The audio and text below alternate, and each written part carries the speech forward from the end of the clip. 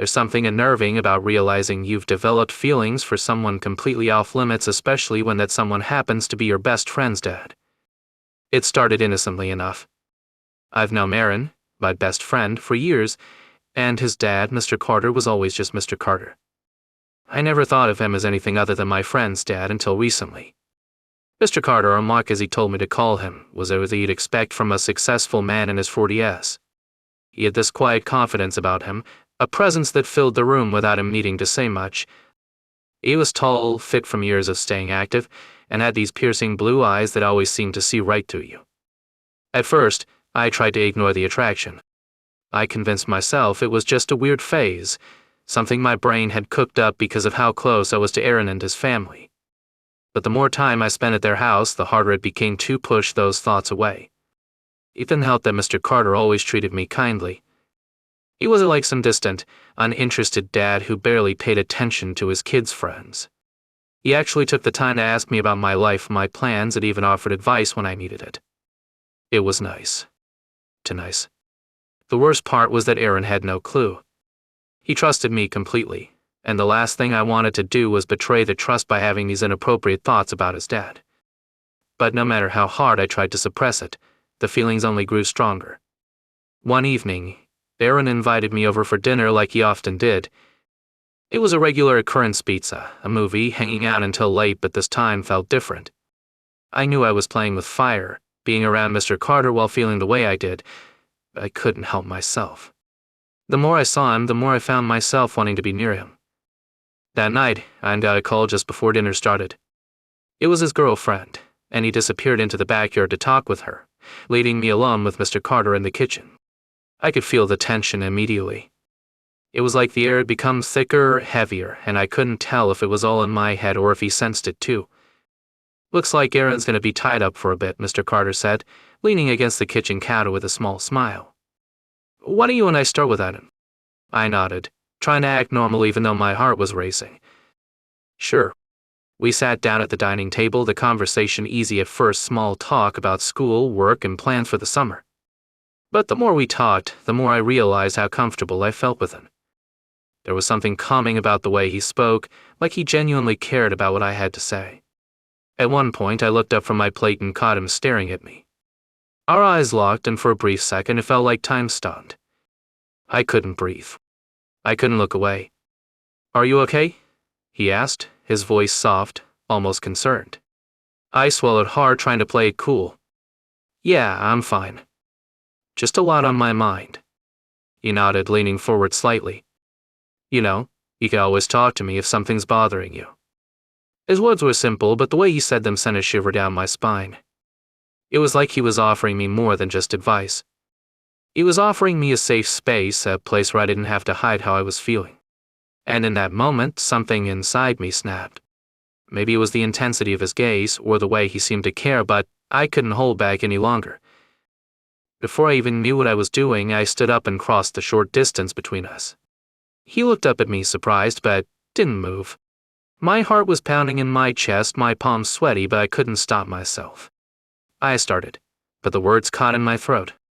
Instead of finishing the sentence, I leaned in and kissed him. For a split second, I thought he was going to pull away, to tell me I was crazy and that this could never happen. But to my shock, he didn't. He kissed me back. It was soft at first, hesitant, like he wasn't sure if this was real.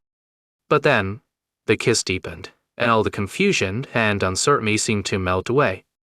His hands found my waist, pulling me closer, and for the first time, I let myself feel everything I had been holding back for so long. When we finally pulled apart, we were both breathless, staring at each other in disbelief. "What are we doing?" he whispered, his voice shaky. I didn't have an answer. I didn't know what we were doing or where this was going, but in that moment, none of it mattered. All I knew was that I wanted this, I wanted him. "I don't know," I admitted softly, "but it feels right." He closed his eyes, running a hand through his hair like he was trying to think clearly.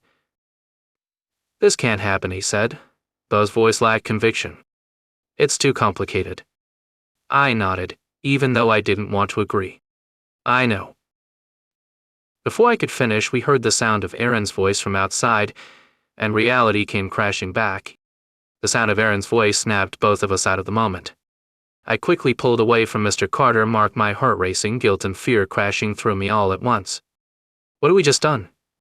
He stood up, running his hand through his hair again, his face dense with the weight of what had just happened. On walked back inside, completely oblivious to the charged atmosphere in the room. Sorry about that, he said, hopping down into a chair with a sheepish grin. Rachel just needed to talk through some stuff. Mark glanced at me, his eyes flickering with something I couldn't quite place. Regret, maybe? I wasn't sure. But I knew one thing for sure, the air between us was different now. We had crossed a line that neither of us had intended to, and there was no going back. The rest of the night passed in a blur. Aaron carried on like nothing was wrong, completely unaware of the tension that hung between his dad and me. We watched a movie, but I barely registered what was happening on the screen. All I could think about was the kiss, the way it had felt, the way Mark had kissed me back. What did it mean? Was it just a mistake? Did he regret it? As soon as the movie ended, I made an excuse to leave, not trusting myself to stay in that house any longer. I'll see you later, I mumbled to Aaron as I headed for the door, avoiding Mark's gaze entirely. Aaron gave me a casual wave, still clueless about what had happened. Yeah, man, see you tomorrow? I didn't look back as I left, but I could feel Mark's eyes on me as I walked out the door. For the next few days, I couldn't stop thinking about the kiss. It replayed in my mind over and over, each time leaving me more confused than before. Part of me wanted to talk to Mark about it, to figure out what it meant and where we stood, but another part of me was terrified. What if he regretted it? What if he didn't want to see me again? I avoided Aaron's house for the rest of the week, making up excuses whenever he invited me over. I couldn't face Mark, not yet. I needed time to sort through the mess of emotions swirling inside me. But then one evening, my phone buzzed with a text from an unknown number. Unknown? Can we talk? It's Mark. My heart skipped a beat. It was him. He wanted to talk. I stared at the message for a long time, unsure of what to say. Part of me was relieved that he reached out, but the other part of me was terrified of what that conversation might lead to. After a few minutes of internal debate, I finally replied, Mia. When? Mark, tonight, if you're free. Come by the house. Aaron's out. When I arrived at Mark's house later that night, my stomach was in knots. The familiar surroundings didn't comfort me this time, everything felt different now. Mark opened the door, his expression serious but not angry. He stepped aside, letting me in without a word. The tension between us was palpable. We walked into the living room, the same room where we had kissed just a few nights ago, and sat down on opposite sides of the couch. For a long moment, neither of us spoke.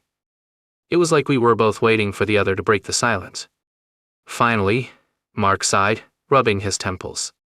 We need to talk about what happened, he said quietly. I nodded, my throat tight. Yeah, I know. He looked at me, his expression conflicted. I don't want you to think that I don't care, he started, his voice hesitant. But that kiss, it can't happen again. It's too complicated. I felt my chest tighten at his words, even though I had been expecting them. I know, I whispered, my voice barely audible.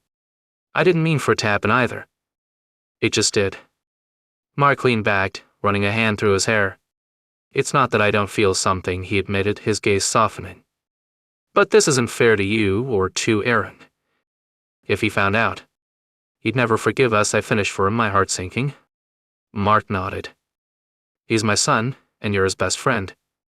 I can't, he paused, struggling to find the right words. I can't be that guy who betrays his trust. I swallowed hard, feeling the weight of his words. He was right, of course. This was wrong on so many levels. But that didn't change the fact that I had feelings for him, feelings I wasn't sure how to handle. What do we do now? I asked, my voice shaky. Mark sighed, looking down at his hands. We have to move on. Pretend like it didn't happen. I don't want to lose you as Aaron's friend, but I can't let this become more than what it already is. The rational part of me knew he was right, but my heart still ached at the thought of letting this go. I understand, I said quietly, even though it hurt to say it. For a long moment we sat in silence, both of us grappling with the reality of the situation. There was no easy answer, no way to fix what had happened. Eventually, Mark stood up, walking over to the door. I think it's best if we keep our distance for a while, he said softly. I nodded, even though every part of me wanted to stay. Yeah, I think you're right. We stood there for a moment, neither of us knowing how to say goodbye. And then, without thinking, I leaned in and kissed him again. It was brief, just a whisper of a kiss, but it held everything I couldn't say. When I pulled away, Mark's eyes were closed, his jaw tight. This is to be the last time, he whispered, his voice strained. I know, I replied, my heart heavy. And with that, I turned and walked out of the house, not looking back. For weeks, I kept my distance from Aaron's house, from Mark. Life went on as usual, but there was always that lingering tension, that feeling that something had shifted between us, no matter how hard we tried to ignore it. But even though we both knew it was wrong, the kiss, those moments stayed with me, like a secret we both carried. Some things can't be undone, no matter how much we wish they could be.